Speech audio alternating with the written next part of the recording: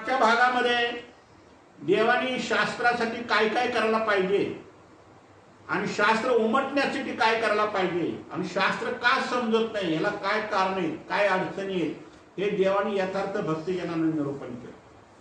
पण पुढच्या वेळेमध्ये भट्टोबासला नाथोबाला शास्त्राचं विषयत्व या विषयावर काय सांगितलं, निषेध सांगितलाय. तो काय निषेध आहे आपण बघू. आता भक्तिजनामध्ये फारच बदल घडत चालला होता. तुम्हाला नाही का मगाशी मी म्हटलं की माणसाला एकदा शास्त्र समजलं, एकदा शास्त्राचं यथार्थ त्याला ज्ञान झालं की त्याला एक प्रकारचा जो काय आनंद असतो, मानसिक समाधान असतो, ती वेगळीच असते. संसारातला मानसिक समाधान आनंद वेगळं आहे आणि दैवराटीचं शास्त्रातून परमेश्वराचं ज्ञानामृत मिळाल्यानंतर तो जो काय त्याला आनंद मिळतो तो आनंद वेगळाच आहे. पण त्या आनंदात काही वेळेला निषेधरूप गोष्टी घडतात. त्या कशा घडतात त्या तर देव सांगतात पाहिजे. जर तसंच भक्तिजनामध्ये बदल होत गेला शास्त्र ऐकून ऐकून, म्हणजे त्यांचं शास्त्र यथार्थ चरितार्थ होत गेलं. आम्ही जेव्हा जेव्हा हे काय करीत आहेत ते पाहण्यासाठी उंच मठात जायचो तेव्हा ते काही ना काही धर्मवार्ता करीत असायचे. आता भक्तिजन काय करायचे, आमच्या स्वामीकडे जसं आपण नाही का शाळेमध्ये शाळा सुटली की शाळेत काय अभ्यास शिकवला याच्यावर आपण चर्चा करतो आपापसात विद्यार्थी, आणि मग त्या विषयावर मग आपण एकमेकाला सांगतो की हे बरोबर, हे चुकीचं, हे बरोबर. तसं आमच्या स्वामी टायमाला भक्तिजन नाथोबा भट्टोबा ज्ञान ऐकायचे, म्हणजे निरूपण ब्रह्मविद्या शास्त्र निरूपण ऐकायचे आणि त्याच्यानंतर ते उंच माळावर जाऊन हे काय करायचे, आपले भक्तिजन चर्चा करायचे की स्वामीने आज काय सांगितलं, कोणत्या विषयावर सांगितलं, नरक कशामुळे होतात, मोक्ष प्राप्ती होण्याला काय करावं लागतं, हे जे काय आपल्या स्वामीने जे शास्त्र सांगितलं या शास्त्रावर काय करतात, परत हे भक्तिजन आपापसामध्ये चर्चा करतात, मनन करतात, मंथन करतात. तर असे त्यांचं हे नेहमी उंच माठावर चालायचं. पण पुढे परिणाम काय होतो पहा. पण परिणामी एके दिवशी त्यांच्यात अतिरेक झाल्याचे आमच्या लक्षात आले. बघा हे असं असतं, शास्त्र अभ्यास झाला की मग त्याला असं वाटतं मी हवेवर आहे, आता मला खूप अभ्यास झाला, आता मला खूप ज्ञान झाले, आता मला कोणी आडू शकत नाही, माझा कोणी हात धरू शकत नाही, असं एक प्रकारचा मनामध्ये आनंद तो होतो. पण कावेळेला अहंकार बी येतो. मग त्या दिवशी आम्ही उंच मठात गेलो असता नागदेव आणि नाथोबा काही शास्त्र बोलत होते, त्या चर्चेत ते रमून गेले की आम्ही आलो आहोत हे त्यांना जाणीव सुद्धा झाली नाही.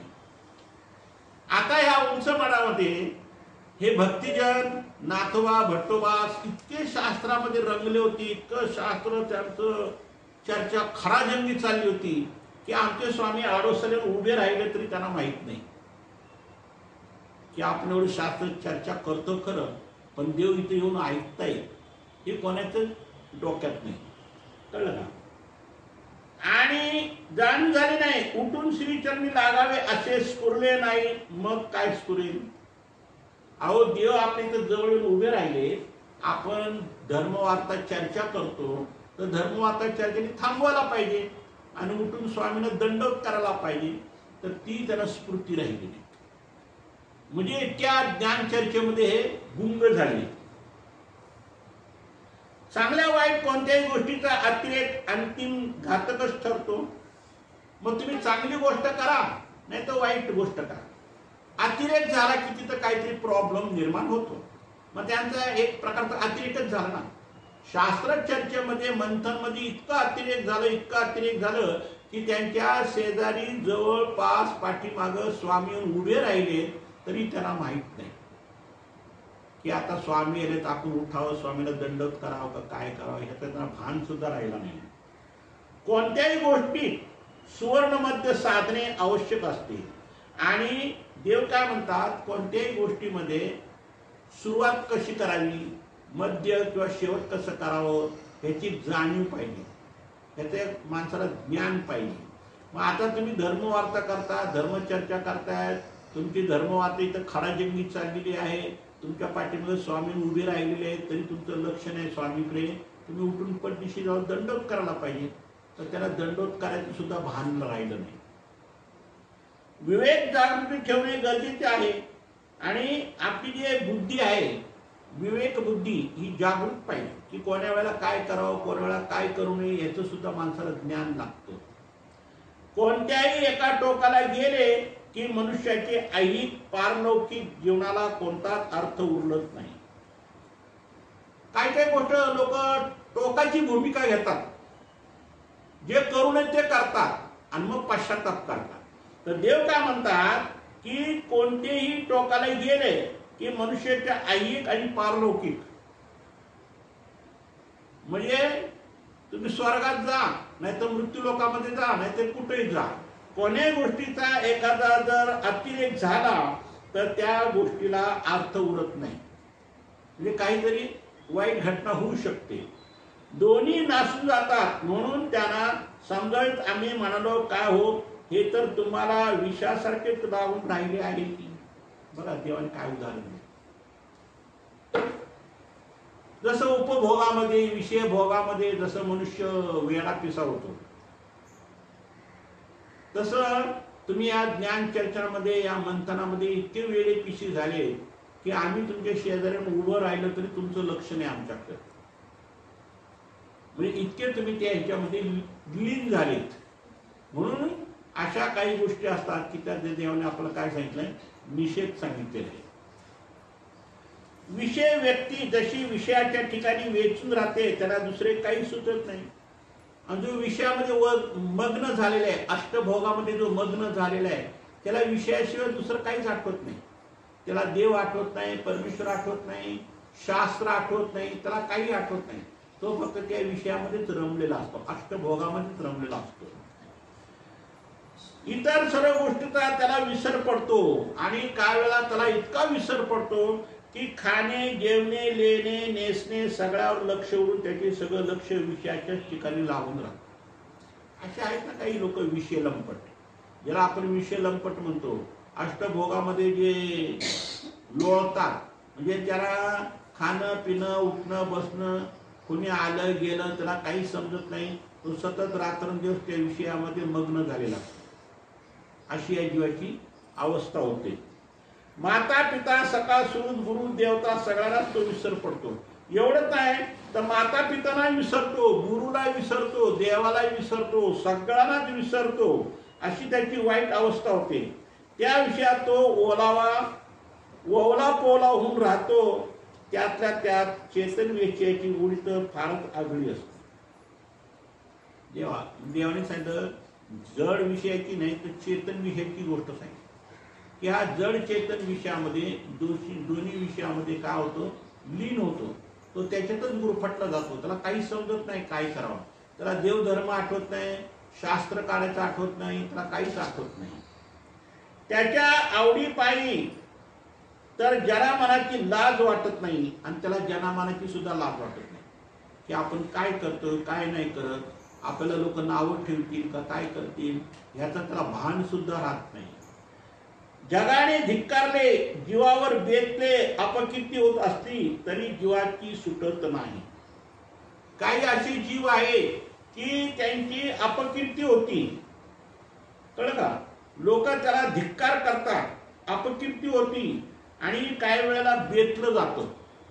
मी त्याचं संकष्ट की विघ्न काही नाही काहीतरी येतच राहतात, तरी त्या जीवाला सुटत नाही. तरी त्या जीवाला एखाद्या वाईट गोष्टीचं व्यसन आहे की नाही, मग ते दारू असो, गांजा असो, जड चेतन पदार्थाचे विषयाचे पदार्थ असो, काही असो, त्याच्यात तो काय होतो, लुप्त होतो. म्हणजे त्याच्यामध्ये तो गुरफटून जातो, सोडू शकत नाही. तसेच तुमची आज अवस्था झाली. बघा देवाने किती उदाहरणं दिली.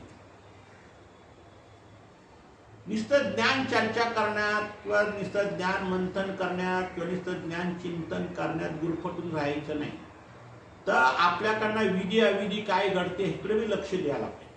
आता देवाला इतर राग का आला की माझ्याकडनं शास्त्र घेऊन, माझ्याकडनं शास्त्र चिंतन मंथन करून, आपापसात खडाजंगी चर्चा करून आम्ही तुमच्या पाठीमागं उभं असून तुमचं आमच्याकडे लक्ष नाही. का नाही? कोणा मोठा दोष आहे हा? अहो, परमेश्वरापेक्षा शास्त्र चिंतन मंथन तुम्हाला काही मोठं आहे का? देव आपल्या जवळ उभे राहिले, देव ऐकतायत आपण काय करतो ते. मग आपल्या आपल्यातच वाद घालत बसायचं की आपल्या पाठीवर कोण येऊन उभं राहिलं तिकडे बघायचं? त्यांनी देवाकडे दुर्लक्ष केलं, म्हणजे देवाकडे लक्षच दिलं नाही. त्यांच्यातच खडाजंगी ते वाद, म्हणजे जसं म्हणतो ना आपण भांडतात, तसं वाद घालत बसले, चर्चा करत बसले. म्हणून देव त्यांच्यावर काय झाले, थोडे उदास झाले. तुम्ही तर आम्हाला विसरून गेलात, प्रत्यक्ष आम्ही येथे आलो आहोत तरी तुम्ही आम्हाला पाहिले नाही. काय म्हणतात देव भक्तिजनांना? अहो, आम्ही प्रत्यक्ष तुमच्या जवळ उभं राहिलो, आम्ही तुम्हाला पाहतोय, तुम्ही आम्हाला पाहताय, आणि तरी तुमचं लक्ष नाही की आम्हाला उठून दंड करावं, काय करावं. म्हणजे इतका जीव अधोगतीला जातो. म्हणजे ज्ञान होऊन सुद्धा अशा घटना घडतात बघा. मग उठून श्रीचरणी लागावे इतकेही भान तुम्हाला उरले नाही. देव म्हणतात की तुम्ही इतकं चर्चेमध्ये खडाजंगी वाद घालताय, भांडणं करताय, हे करताय, आम्ही तुमच्या शेजारी पाठीमागून उभं राहिलो तरी तुमचं लक्ष नाही, तुम्हाला एवढं भान नाही, दंडोत करायचं सुद्धा भान नाही राहिलं. जसे विषय लंपट माणसाची अवस्था होती तशी तुमची अवस्था झाली. इतका बी तुम्हाला वेच नाही, म्हणजे एवढे तुम्हाला या गोष्टीबद्दल लक्ष नाही तुमचं. धर्माचरणात प्रत्येक विधी एकाग्र होऊन आचरायला हवा, यात दुमत नाही. आता देव एवढेही सांगता की एखादी जी विधी आहे, एखादं जे काय आचरण आहे, किंवा एखादी जी कोणती गोष्ट आहे ती आचरणासाठी एकाग्रता व्हायला पाहिजे, हे मी मान्य करतो. पण याचा अर्थ असं नाही की तुम्ही त्याच्यातच गुरफटून राहावं, असं नाही का नाही? म्हणजे एक विधी करता दुसरी विधी उच्च किंवा साधी विधी आणि थोर विधी कोणती हेही समजलं पाहिजे. सानी थोरचा अर्थ समजलं? थोर म्हणजे महत्वाचं, की पहिली विधी कोणती करायची, आणि सानी म्हणजे लहान विधी, नॉर्मल विधी. हे सानी विधी आणि थोर विधीचं बी माणसाला ज्ञान पाहिजे आचरताना. पण तसे करीत असताना देखील साधकाने दुसऱ्या विधीसाठी अंतःकरण रिक्त ठेवायला हवे. बघा, देवाने आणि दुसरं उदाहरण दिलं. देव काय म्हणतात, ज्यावेळी आपण एखादी लहान विधी करतो त्यावेळी थोर विधी कोणती आहे हे आपल्या हृदयामध्ये ठसण्यासाठी, त्याच्यासाठी जागा रिक्त ठेवा. म्हणजे काय ठेवा? आठवण ठेवा की आता आपण काय करायला पाहिजे. आपण काय करतो, काय वेळेला एखादा अभ्यागत आला, त्याच्या हातात 2 जड पिशवे आहेत, आपण काय म्हणतो, नाही मी आता स्मरणाला बसलोय, माझी गाठी पूर्ण झाल्याशिवाय मी उठणार नाही आणि त्या बाबाच्या हाती पिशवी घेणार नाही. ही अपुरी बुद्धी झाली. तुझी गाठी महत्वाची नाही. पहिलं उठून तो अभ्यागत बाहेर गावाला आलाय, तो दमलेला आहे, थकलेला आहे, त्याच्या हातात पिशव्या जड झालेल्या आहेत, ते पिशव्या पहिल्या हातातल्या घ्यायच्या, ते ठेवायचे, त्याची शुश्रूषा, चहा, त्याला काय पाणी काय लागते ते बघायचं, आणि मग हातात गाठी येऊन स्मरण करायचं. पण काय असे असतात, ए माझी गाठी चालू आहे, मला मध्येच काही काम सांगू नको, अशी बी आहेत काही नग. तर देव काय म्हणतात की आपल्या हृदयामध्ये अशी बी रिक्त जागा पाहिजे की कोणत्या वेळी काय करावं आणि कोणत्या वेळी काय करू नये हे सुद्धा ज्ञान पाहिजे.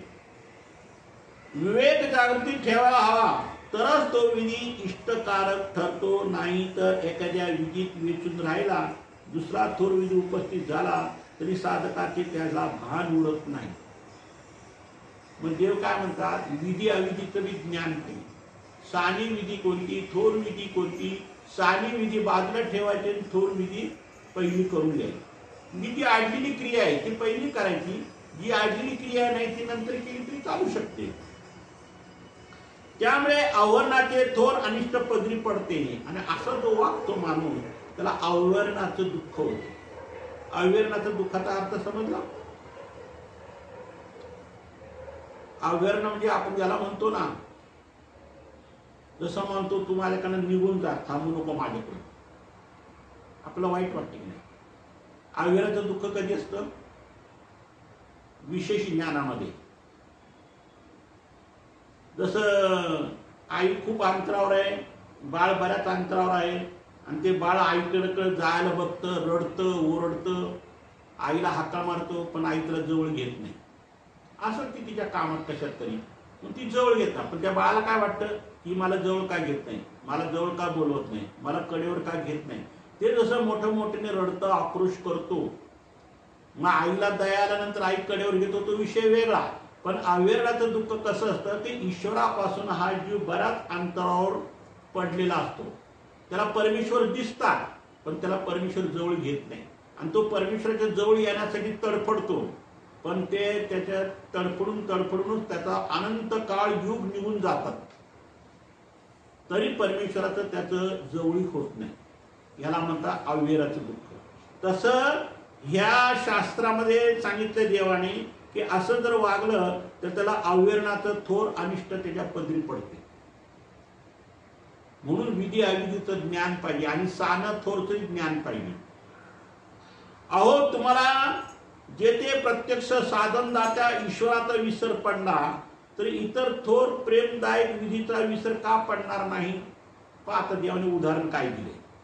तुम्ही साधनदात्याला जर विसरलात, एखादा प्रेमी आला तर त्याच्याकडे तुम्ही बघणार नाही, एखादा ज्ञानी आला तरी त्याच्याकडे तुम्ही बघणार नाही, एखादा साधनवंत आचरणवंत पुरुष आला त्याच्याकडे बी बघणार नाही. म्हणजे अशा ह्या जीवाकडनं प्रसव ह्याचे वाढत जातात. उलट साधनदात्यासाठी धावून पळून त्यांनी करायला पाहिजे, प्रेमियासाठी करायला पाहिजे, ज्ञानियासाठी करायला पाहिजे, आचरणवंत पुरुषासाठी केला पाहिजे, जो साधवंत ईश्वराचा आहे. आपण म्हणताना काय म्हणतो, हा माझ्या ईश्वराचा आहे, हा माझ्या देवाचा आहे म्हणून आपण अभिमानाने सांगतो. आणि तिथंच तुम्ही दुर्लक्ष करता, मग देवाला खंती नाही येईल तर काय येईल. म्हणजे अवेरणाचं दुःख जे म्हणतात ते ह्याला, ते अशा प्रकारे अवेरणाचं दुःख त्याला अनिष्टतेच्या पदरी पडते. म्हणून जेणेकरून ईश्वराचा विसर पडेल किंवा अंतर पडेल अशा प्रकारे शास्त्र अभ्यास करू नये. काय सांगा त्यांनी तोडगा, शास्त्र अभ्यास करा, पण तो कसा करा की जेणेकरून ईश्वर साधनवंताचं, ज्ञानियाचं, प्रेमियाचं, भक्ताचं, अनुसरल्या पुरुषाचं अंतर पडता कामा नये. नाहीतर त्याचं जर अंतर पडत असं तर शास्त्र काढून काय उपयोग आहे. ज्याच्यासाठी आपण शास्त्र काढायचं ईश्वर प्राप्तीसाठी, आणि ज्या ईश्वर प्राप्तीच्या साधनवंताला जर तुम्ही अंतर जर पाडत असाल तर शास्त्र अभ्यास करून काय उपयोग नाही. म्हणजे शास्त्र अभ्यासाचा उपयोग कुठं होतो आणि कुठं होत नाही ते बी देवाने इथं यथार्थ सांगितलंय वागायला. म्हणजे शास्त्राचा उपयोग कुठं कसा करावा आणि शास्त्र यथार्थ ज्ञान कसं करावं त्याचं एक प्रकारचं देवाने आपल्याला काय केलंय, मार्गदर्शन केलंय. मंथन चर्चा करू नये, निरंतर परमेश्वराची आणि विलेल्या विधीची विवेकपूर्वक आठवण करून ठेवावी. मग अशा वेळेला मंथन करायची वेळ आली तर ते थांबवायचं, चिंतन करायचं वेळ थांबवायचं, ब्रह्मविद्या शास्त्र थांबवायचं, आणि मग काय करायचं, विधी म्हणजे साधी विधी सोडून थोर विधी करायची. जी महत्वाची विधी आहे ती पहिली करायची. मग त्याच्यामुळे काय होतं, ईश्वरला अंतर पडत नाही. आणि अशा प्रकारे आपण काय करायचं, त्या विधीचा म्हणजे थोर विधीला आपण काय करायचं, त्या थोर विधीची आपण एक प्रकारे सेवा करायची. म्हणजे सानी विधी बाजूला ठेवायचं, आपलं ज्ञान काय असेल चिंतन म्हणून बाजूला ठेवायचं, आणि पहिला थोर विधीच्या पाठीमागे जायचं. तर ईश्वर तुमच्यावर संतुष्ट राहतील. आणि थोर विधीकडे जर दुर्लक्ष केलं आणि नुसतं मनन चिंतनात जर गुंतून राहिला तरी परमेश्वराला खंती येते.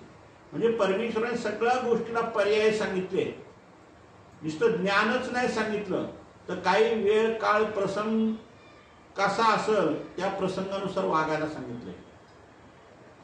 निरंतर परमेश्वराची आणि विलेल्या विधीची विवेकपूर्ण आठवण ठेवूनच प्रत्येक क्रिया करावी. बघा, विवेकपूर्ण म्हणजे विवेक म्हणजे सगळ्या प्रकारचा विचार करून आपलं कार्य करत राहायचं. नुसतं एकाच गोष्टीचा विचार नाही करायचा, सगळ्याच गोष्टीचा विचार करायचा. कोणत्याही क्रियेत आत्यंतिक वेचलेपण येऊ देऊ नये. एखादा माणसं काय करतात, नुसतं स्मरणाच्याच मागं लागतात, बाकी दुसरी विधी सोडून देतात. एखादा नुसतं भिक्षाच मागत बघतो, तो स्मरण विधी सोडून देतो. स्मरण विधी करतो ते भिक्षा विधी सोडून देतो. आटन करतो तो विजनाला जात नाही, विजनाला बसला तर आटन करत नाही. अशा जे काय देवाने आपल्याला विधी सांगितल्या सगळ्या विधी झाल्या पाहिजे. आटन, विजन, भिक्षा, भोजन, स्मरण, निद्रा, प्रसाद सेवा ह्या जेवढ्या काय देवाने सांगितलेल्या सगळ्या गोष्टी आपल्याकडनं झाल्या पाहिजे. याच्यातली एक गोष्ट कमी जास्त जरी झाली तरी आपल्याला परमेश्वर अंतर पडतो किंवा देवाला खंती येते. नित्य निमित्त विधी आचरताना कोणत्याही एकाच विधीत रमून जाऊ नये. बघा इथं स्पष्ट सांगितलं. ज्यावेळी तुम्ही नित्य निमित्त विधीचं करता, नित्यविधी आणि निमित्त विधी. नित्यविधी म्हणजे एकटा नित्यदिनी 2 अष्टविजन करणार आणि निमित्त विधी म्हणजे 2, 4, 6, 8, 10 जण मिळून करतात ते. मग ह्या दोन्ही जे विधी आहेत तर ते एकाच विधीमध्ये गुरफटून राहायचं नाही, तर सगळ्या विधीमध्ये आपण थोडं थोडं थोडं थोडं करत राहायचं. निषेध चुकवण्यासाठी अंतरी उरले पण असू द्यावे आणि सगळ्यात महत्वाचं म्हणजे सर्व विधीचे आचरण करताना परमेश्वर आठवावा. एखादा साधुवंत भेटला तर हा माझ्या साधनवंताचा म्हणजे माझ्या ईश्वराचा आहे. एखाद्याने भिक्षा दिली हा माझ्या ईश्वराचा आहे. एखाद्याने दान केलं तर हा माझ्या ईश्वराचा आहे. म्हणजे त्या ठिकाणी निरंतर परमेश्वराची आठवण पाहिजे की हा माझा ईश्वराचा आहे. जे का आपण चतुर्थ साधनामध्ये फिरतो ना, स्थान, प्रसाद, वासनी, भिक्षू, ह्या ठिकाणी आपल्याला मनामध्ये सतत चिंतन परमेश्वराचं पाहिजे निरंतर. अंतरी उरले पण असू द्यावे आणि सगळ्यात महत्वाचे म्हणजे विधीचे आचरण करताना परमेश्वर आठवत राहावा. निरंतर परमेश्वराचं स्मरण करत राहावे. प्रत्येक विधीचे पालन करत राहावे. देवाने जशी जशी आपल्याला विधी सांगितलेले, आचार प्रकरण, आचार मालिका प्रकरण किंवा विचार मालिका प्रकरण, जे काय आपण देवाने जशी जशी विधी सांगितली तशी तशी विधी करत राहायची. एरवी विधी पालनाचे इष्ट तर पदरी पडणार नाहीत, उलट अविधीची थोर अनिष्ट मात्र माती पडण्याची शक्यता आहे. मग जर तुम्हाला विधी अविधीचं ज्ञान असेल तर ठीक आहे. जर विधी अविधीचं ज्ञान नसेल तर आपल्याला गोमट लागायची ऐवजी ओकट लागायची भीती. म्हणून विधी अविधीचं ज्ञान पाहिजे. हे सगळ्या गोष्टी ज्ञानामुळे समजतं आणि ज्ञानामुळे कसं वागायचं ते समजतं. त्याला विधी अविधीचं ज्ञान मी समजतं, इष्ट अनिष्ट मी समजतं, सगळ्याच गोष्टी समजतात. पण देव काय म्हणतात, तुम्ही एकाच गोष्टीमध्ये गुरफटू नका, तर सगळ्या विधी अविधीचं ज्ञान पाहिजे. म्हणजे सानी असो थोर असो सगळं पाहिजे. मग गोमटे होण्यापेक्षा ओकटे अधिक होते. दोघांने आपली चूक ध्यानात आली. म्हणजे सगळं ज्या वेळेला आमच्या स्वामींनी या नाथोबाला भट्टोबासाला निरोपण केलं त्याच्यानंतर मग यांच्या लक्षात आले की आपण कुठं चुकतोय. कारण देवाने यांची चूक दाखवली ना की तुम्ही नुसतं ज्ञान चर्चाच करत बसले. आम्ही जवळ उभं राहिलं तरी तुमचं आमच्याकडे लक्ष नाही. हे ज्यावेळी देवाने त्यांना ठणकून सांगितलं तेव्हा त्यांच्या लक्षात आले की आपण खूप मोठी घोर चूक केली. ते उठून श्रीचरणी लागले. पण वेचरूप क्रियाच्या बाबतीत आम्ही केलेले निरूपण ऐकल्यानंतर नागदेवाच्या मनात शंका निर्माण झाली. बघा आता एवढं खडाजंगी चर्चा झाली, त्याच्यात देवाने त्यांना म्हणजे यांचं देवाकडे लक्ष नाही. देव त्यांना म्हणले की तुम्ही असं वागू नका, आपल्याला बाकीच्या विधीकडे बी लक्ष पाहिजे, सगळीकडे म्हणजे विवेकपूर्ण हे पाहिजे, विवेक पाहिजे, म्हणजे सगळीकडे आपलं लक्ष पाहिजे. कोणत्या वेळेला काय करावं, कोणत्या वेळेला काय करू नये याचंही ज्ञान पाहिजे. पण हे सगळं झाल्यानंतर, या सगळ्या गोष्टी घडल्यानंतर नागदेवानी परत एक शंका निर्माण केली आपल्या स्वामींजवळ. काय म्हणतो पहा, अखेर मानवी म्हणत आहे एकाच वेळी 2 ठिकाणी अथवा अनेक ठिकाणी वेचरूप होऊन राहू शकत नाही, म्हणून त्याने विचारलं. मग आता देवाला तो म्हणतो जीजी तुम्ही विवेकपूर्ण सांगता गोष्ट खरी आहे, सगळीकडे लक्ष पाहिजे ही गोष्ट खरी आहे, पण जीव हा मुळात एकदेशी आहे का नाही? एकदेशीचा अर्थ समजला? एकदेशी म्हणजे हा जीव एका वेळेला एकच काम करतो का नाही? का भाषण करताना गाडी चालवल का तो, की गाडी चालवत असताना भाषण करू शकतो का? नाही. एक तर गाडी चालवणं तिथं भाषण करणं. म्हणजे देव काय म्हणतात की देवच म्हणतात की हा जीव एका वेळेला एकच काम करू शकतो. एका वेळेला 2 काम केले की काहीतरी गडबड होते किंवा काहीतरी नुकसान होते. फायदा तर नाही होत पण नुकसान होते. तेव्हा मग भट्टोबासाने स्वामींवर प्रश्न केला की जीजी हे मानवी जीवन आहे, मानवी मन आहे आणि एकाच वेळी दोन ठिकाणी अथवा अनेक ठिकाणी वेचून होऊन तो राहू शकत नाही. एका वेळेला तो 4-5 कामं करू शकत नाही. कळलं का? मग अशी तर ही जीवाची अवस्था आहे, तर मग यांनी कसं काय करावं? जी मनन करताना स्मरणाधिष्ट ईश्वराचे गुणधर्म, दान, दातृत्व, लीळा, चेष्टा, मूर्ती आदी आठवताना स्मरण थाकते, त्याविषयी काय करावं? आता हे जे स्वामींनी विधी अविधीचं ज्ञान सांगितलं, साने थोरचं ज्ञान सांगितलं, त्याच्यानं ह्यांनी काय केलं, नागदेवाचार्यांनी दुसराच प्रश्न उपस्थित केला. काय प्रश्न केला की आता ते म्हणताना स्मरण करताना तुमच्या डोक्यात दुसरे लई विचार येतात, आहे की नाही? कोणाला भेटावं, कोणाचं काय देणं घेणं करावं, काय करावं, अमकं करावं, तमकं करावं, अशा 12 गोष्टी आपल्या डोक्यामध्ये फिरत असतात आणि त्याच्यामध्ये स्मरण आपली लेखी लागत नाही. तर त्याच विषयावर नागदेवाचार्य काय म्हणते देवाला, जी स्मरणाधिष्ट म्हणजे आम्ही ज्यावेळी स्मरणाला बसतो त्यावेळी तुम्ही काय सांगितलं, गुण, धर्म, दान, दातृत्व, लीळा, चेष्टा, मूर्ती हे सगळ्या आठवाव्या लागतात. आपण नातेवाईकाची आठवणी करतो, कोणाच्या मित्रमैत्रिणीची आठवणी करतो, कोणाची आठवणी करतो, पण देव म्हणतात तसल्या आठवणी करायच्या नाही. मग कशाची आठवणी करतायत? तर आमचा गुण कसा आहे, आपला धर्म कसा आहे, दानाचं, दातृत्वाचं, परमेश्वर दातृत्व कसं करतात, परमेश्वर लीळा कशा करतात, परमेश्वराच्या चेष्टा, परमेश्वराच्या मूर्ती हे आठवायचं. संसारातल्या गोष्टी आठवायची नाही, तर स्मरण करताना हे आठवायचं. त्यावेळेला मग नागदेवाचार्याने हा प्रश्न उपस्थित केला की हे एवढं सगळं कसं काय आठवणार स्मरण करताना? तिथे मी थोडं मन विचलित होणारच ना.